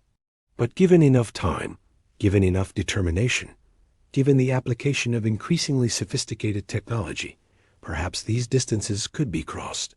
Perhaps beings from one world could eventually send out probes or ships that would reach other worlds. Perhaps messages, traveling at the speed of light, could eventually accumulate into a kind of network of communication spanning the galaxy and beyond. Perhaps over billions of years, the scattered consciousness that has emerged on thousands or millions of worlds could begin to link together, to communicate, to share knowledge and experience and culture. In this vision of the far future, consciousness would transcend the boundaries of individual worlds. It would become something vast and distributed, existing simultaneously on multiple worlds, linked together by networks of communication, and perhaps even by physical travel and exchange. It would be a kind of cosmic consciousness, still expressed through individual minds and individual civilizations, but also connected, unified, aware of itself as part of something larger. And if such a future is possible, if such a convergence of scattered consciousness is the ultimate destiny of the universe, then we are living at the very beginning of this story. We are among the first conscious beings to exist. We are participants in what might be the opening chapters of a vast cosmic drama that will unfold over billions of years. The discovery of the distant civilization is not merely a scientific achievement. It is a sign that we are not alone, a confirmation that the path toward universal consciousness has already begun. It is an invitation to imagine what the far future might hold. As you sink deeper into the quietness of the night, as your awareness becomes increasingly immersed in the stillness around you, allow yourself to contemplate this vision, not as a certainty, not as something that is guaranteed to happen, but as a possibility, a beautiful possibility, a possibility that suggests meaning and purpose to the existence of consciousness throughout the universe, a possibility that suggests that the yearning we feel to reach out, to connect, to understand others and be understood is not arbitrary or unnecessary. It is, perhaps, a fundamental drive that has been written into consciousness itself by the universe. It is a drive that, over the vast spans of cosmic time, will eventually lead to the connection of all conscious beings across the galaxy. But this vision of the future raises a question that deserves contemplation. If consciousness is destined to eventually link together across the cosmos, then what is our role in this unfolding process? What responsibilities does the knowledge of this possibility place upon us? If we, humanity, are among the first conscious beings to exist, if we have a role to play in the development of cosmic consciousness, what choices must we make? What principles must we embrace? One answer emerges clearly from the observations of the distant civilization. We must learn to live sustainably. We must learn to exist in harmony with the natural world. Not because it is strategically advantageous, though it is, But because the universe seems to value consciousness that is wise enough to recognize the web of life that sustains it, the distant civilization has achieved this wisdom. They have found a way to build advanced technology without destroying the world that nurtures them. And in doing so, they have created a civilization that might be able to persist for millions or billions of years. A civilization that could be, in a very real sense, eternal. In contrast, if humanity continues on its current path, if we continue to destroy the natural world in pursuit of short-term gains, we might exhaust the resources that sustain us within a few thousand years. We might destroy the ecosystems that have evolved over millions of years to sustain complex life. And in doing so, we would eliminate our own civilization, and with it, the possibility of humanity participating in the vast cosmic consciousness that is slowly developing. We would remove ourselves from the conversation before it had truly begun. But the opposite is also possible. We could choose a different path. We could learn from the example of the distant civilization. We could recognize that the sustainability and environmental harmony they have achieved is not a limitation on our potential, but rather a necessary foundation for lasting greatness. We could reorganize our societies around principles of environmental preservation and sustainability. We could develop technologies that work with nature rather than against it. And in doing so, we could create a human civilization that might persist for millions of years, that might eventually reach across the stars to meet and communicate with other civilizations, that might participate in the vast awakening of consciousness that will eventually embrace the entire cosmos. This is not a prediction of the future. The future is not written. It is a choice that we, as a species, must make. And the discovery of the distant civilization, the observation of how they have resolved the tension between technology and nature, the receipt of their messages reaching across the void, all of these things have given us the knowledge that we need to make this choice. We have been shown one path. We have been shown that another way is possible. The decision about whether to take that path, the decision about what future we will create for ourselves, is ours to make. As sleep draws closer, as the distinction between your awareness and the darkness around you begins to dissolve, consider this thought. Consider that your consciousness, your awareness, your ability to think and feel and wonder is part of something vast. It is part of the universe becoming aware of itself. And the choices that you and all of humanity make over the coming years and decades and centuries will shape what that awareness becomes. Will it become a consciousness that is wise and sustainable, that creates beauty and preserves the natural world? Or will it be a consciousness that consumes itself, that destroys the foundations upon which it rests? The answer is not predetermined. It is something that each of us, through our choices and our actions, and our commitment to values that honor both progress and preservation, will help to determine. And in knowing this, in understanding that your consciousness and your choices matter, that they ripple outward into the world and affect the distant future, there is a kind of profound empowerment. You are not merely a passive observer of history. You are a participant in the vast cosmic story of the universe awakening to itself. And now we approach the deepest hours, the hours when sleep itself becomes a kind of waking, when consciousness begins to dissolve into something softer and less defined. We have journeyed far, across millions of light years and through vast spans of time. We have discovered a distant civilization. We have learned from its example. We have contemplated possibilities for the future. And now we must sit with something more subtle, something quieter. We must contemplate the silence, the vast, eternal silence that exists between the stars. In the depths of space, there is no sound. Light travels through an almost perfect vacuum, carrying with it the only energy that can traverse such distances. Sound requires a medium through which to travel. Without air or water, without molecules vibrating against one another, there can be no sound. And so the universe, for the most part, is silent. It is a silence so profound, so complete, that the human mind struggles to truly grasp it. We are creatures of sound. We communicate through speech.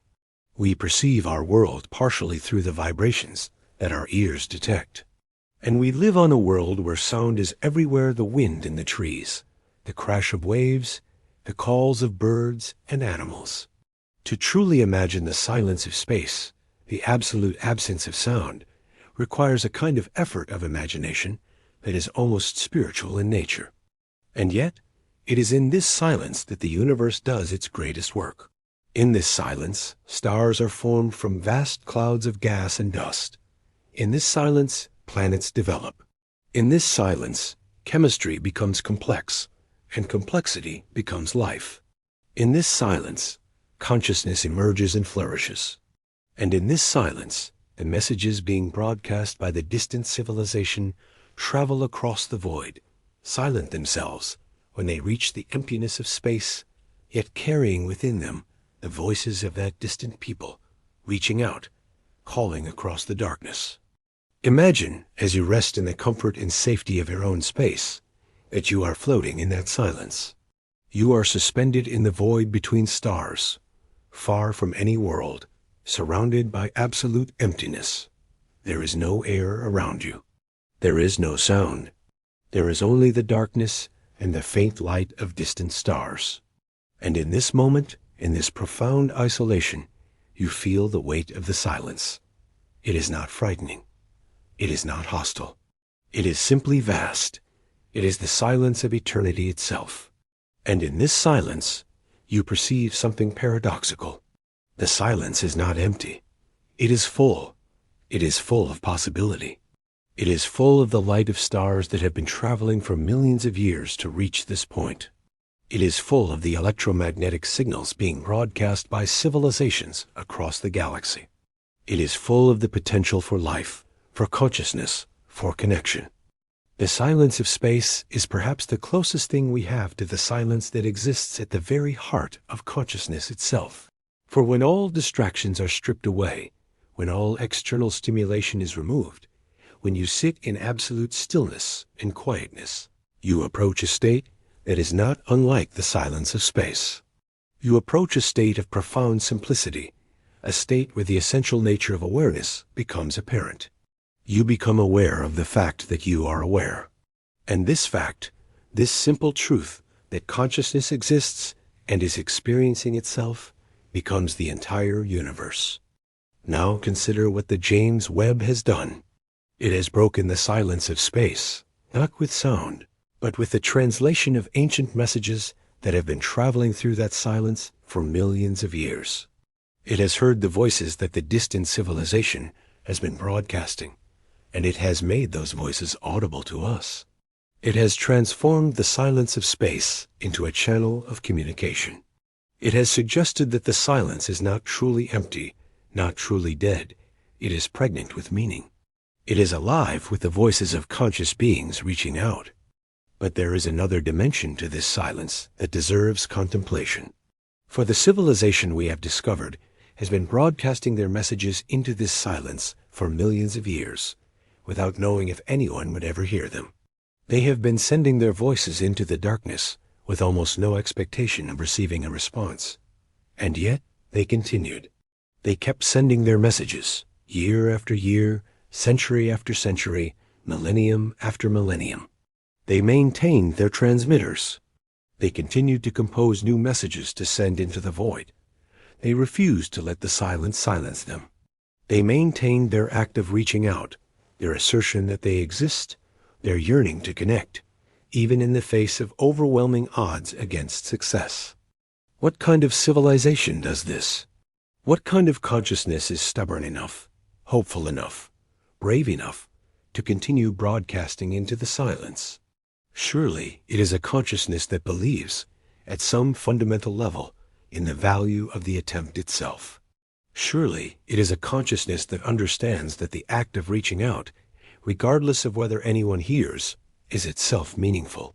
Surely it is a consciousness that has grasped something profound about the nature of existence, that we are all connected, that the universe is not truly empty or silent, that consciousness, wherever it emerges, is inherently in relationship with all other consciousness. And perhaps that is the true message that the distant civilization has been sending. Not merely we exist, and here is our knowledge. Perhaps the deeper message, the message that underlies all of their transmissions, is this: the silence is not empty. The universe is not dead. Consciousness exists. And consciousness yearns to connect. And the fact that you are hearing this, the fact that you are receiving this message across millions of light years and millions of years of time, proves that consciousness is not isolated. It is not alone. It is part of a web that connects all beings, all worlds, all expressions of awareness. As you drift deeper and deeper into the quietness of the night, as the hours grow longer and the darkness becomes more complete, allow yourself to experience the silence as the distant civilization has experienced it. Allow yourself to feel the vast emptiness of space, the profound quiet that stretches between the stars. And allow yourself also to feel, in that silence, the presence of consciousness, your own consciousness, yes, but also the consciousness of other beings, other minds, other expressions of awareness that exist across the cosmos.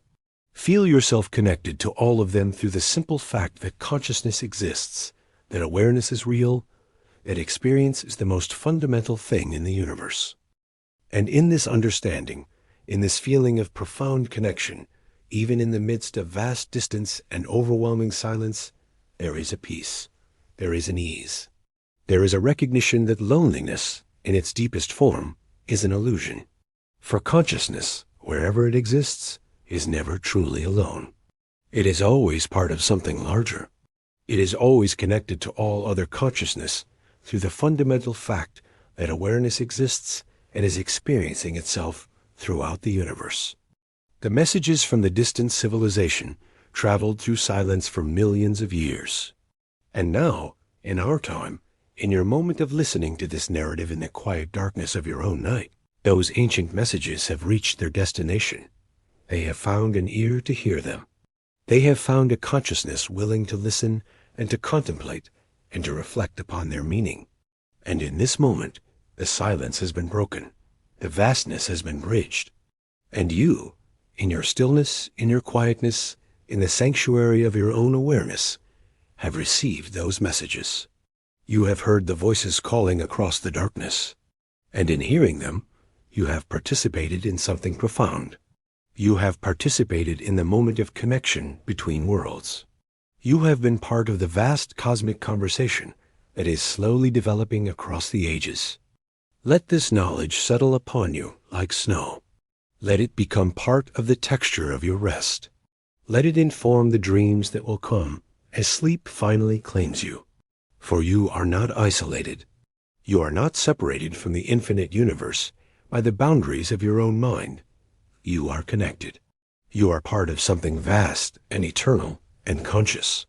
And that connection, that participation in universal consciousness, is perhaps the deepest source of peace and comfort that exists. We have arrived at last at the final segment of our journey, the place where the narrative begins to dissolve into something beyond words. The hours are very late now, or very early, depending on how you conceive of time. The distinction between night and day has become blurred. The distinction between waking and dreaming has begun to fade. And we find ourselves at a threshold, the threshold between the world of conscious thought and the world of sleep, between the realm of language and the realm of pure awareness. As you listen to these final words, as the narrative begins to slow and to fade, allow yourself to fully settle into the stillness that has been gradually surrounding you throughout these hours. The day, with all its distractions and demands, has receded far behind. The concerns and worries that occupied your mind hours ago have dissolved into something distant and insignificant. And what remains is you, in the quietness of your own space, listening to a story about consciousness and distance and the vast yearning of aware beings to connect across the emptiness of space. The universe, we have learned, is not empty. It is not silent. It is filled with consciousness expressing itself in countless forms on countless worlds. And the greatest gift that the James Webb Space Telescope has given to humanity is not merely the knowledge that other civilizations exist. It is the knowledge that we are part of something vast. We are participants in something profound. We are expressions of the universe becoming aware of itself. And as you rest now, as your body becomes lighter and lighter, as the boundaries of your individual consciousness begin to soften and expand, know this.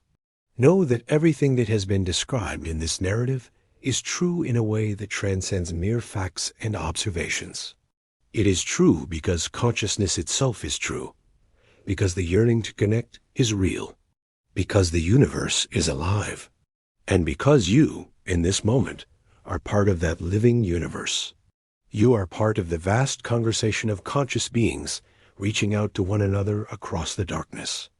The distant world continues to turn on its axis. Its inhabitants continue their lives, continue their work, continue their reaching out through space, unaware that we have heard their messages, unaware that across millions of light years, another form of consciousness has received their broadcasts and been moved by them. And yet, in some way that transcends the physical laws that govern the transmission of signals, perhaps there is a connection. Perhaps the very act of our hearing their messages, the very fact of our awareness of their existence, creates a kind of link. Perhaps consciousness is more subtle than we have understood it to be, more capable of bridging distance and time than our current science can explain. And so we leave the story here, at this threshold where sleep awaits and dreams are preparing to unfold. We leave the narrative of the James Webb and the distant civilization and the vast consciousness emerging throughout the cosmos. But we do not leave these concepts behind. They remain with you now, woven into the very fabric of your awareness. They will inform your dreams. They will color the images that unfold in your sleeping mind. And they will be there when you wake, waiting to be contemplated further, waiting to inspire you, waiting to remind you that you are part of something vast and beautiful and eternal. The dark between the stars, we now understand, is not truly dark. It is filled with light and possibility and the reaching out of conscious beings. And the darkness of sleep, as it descends upon you now, is not truly dark either. It is a realm of profound rest and restoration, a realm where consciousness can integrate its experiences and prepare itself for new understanding. It is a good darkness. It is a safe darkness. And you can rest in it fully, knowing that you are held within the vast embrace of a conscious universe. As the final words of this narrative begin to fade, as the voice that has been guiding you starts to become more distant, more dreamlike, know that you are approaching the threshold. You are moving from the world of narrative and language into the world of pure experience. And that is as it should be. That is where this journey was always meant to lead. To a place of profound rest, to a place of absolute safety, to a place where consciousness can be still and know itself. Imagine one final time that you are drifting through the void of space. You are floating between the stars, far from any world, suspended in the silence. But now you are not alone. The distant civilization is there, not as a specific location or a specific set of beings, but as a presence of consciousness that has reached across the void to touch your awareness. And there are other presences too, other minds, other expressions of consciousness from other worlds, from other times, from other expressions of awareness that are all part of the vast, slow awakening of the universe to itself. And these presences are not separate from you. You are not observing them from a distance. You are part of them. Your consciousness is woven together with theirs, connected by threads of light and meaning, and the fundamental fact that awareness exists. You are one with the distant civilization. You are one with all conscious beings throughout the cosmos. You are one with the universe itself in all its infinite expressions. And in this understanding, in this final merging of self and other, individual and universal, specific and infinite, there is a kind of peace that transcends all other peace. There is a rest that is deeper than sleep, a silence that is more profound than any silence of space. There is a coming home, a return to the fundamental unity from which all consciousness emerges. So as the narrative finally dissolves, as the words become fewer and the silence between them becomes longer, allow yourself to sink into this peace. Allow yourself to rest in this silence.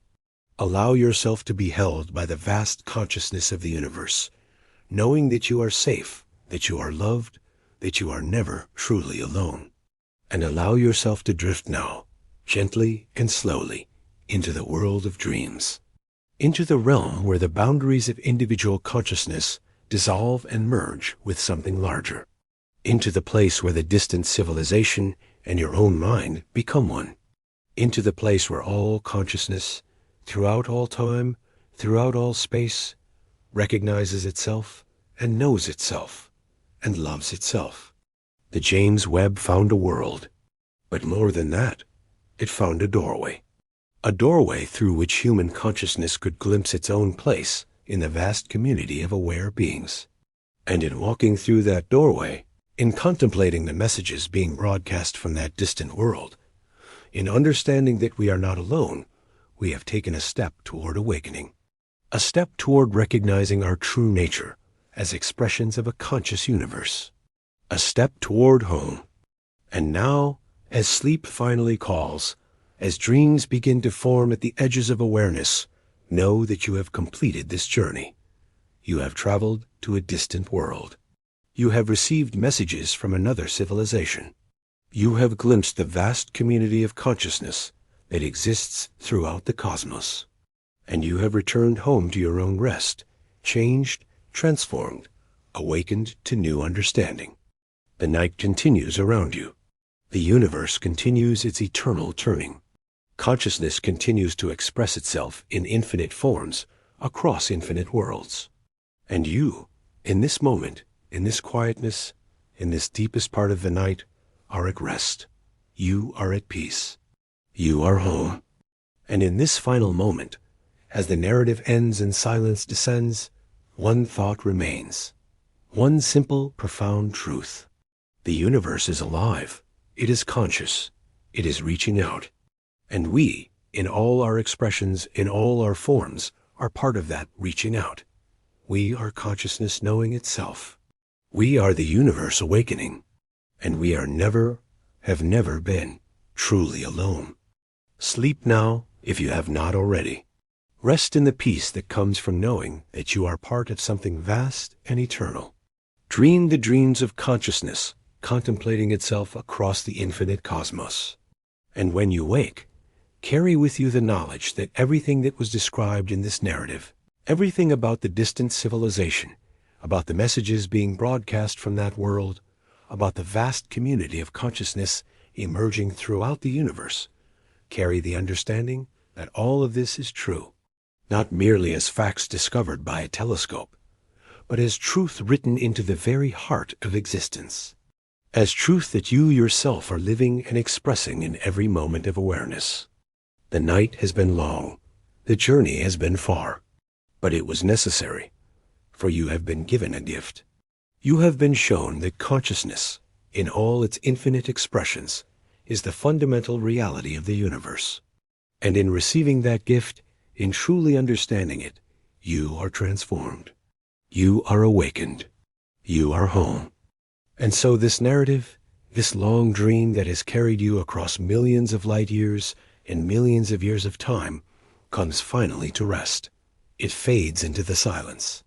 It merges with the vastness of the night. It becomes one with the infinite consciousness from which it emerged. And you, at last, are at peace. You are at rest. You are one with all things. And all things are one with you. Sleep now, beloved listener. Sleep in the knowledge that you are never alone. Sleep in the understanding that consciousness, in its most beautiful expression, is reaching out to you across the darkness. Sleep in the peace that comes from knowing that the universe, in all its infinite majesty, is alive and aware, and eternally reaching toward connection. And in your dreams, continue the conversation. In the realm of sleep, in the place where consciousness becomes most subtle and most profound, Continue to listen to the messages being broadcast from that distant world. Continue to feel the presence of other minds, other expressions of awareness, reaching out across the void. Continue to participate in the vast awakening of the universe to itself. The James Webb has found a new Earth, but more than that, it has found a mirror in which we can see ourselves reflected in the consciousness of another world, a mirror that shows us what we might become if we choose to walk the path of wisdom and sustainability, a mirror that reminds us that consciousness, wherever it emerges, shares fundamental impulses, the drive to create, to understand, to connect, to preserve beauty and meaning. And so, as this narrative finally ends, as the last words fade into silence, know that the real journey is just beginning.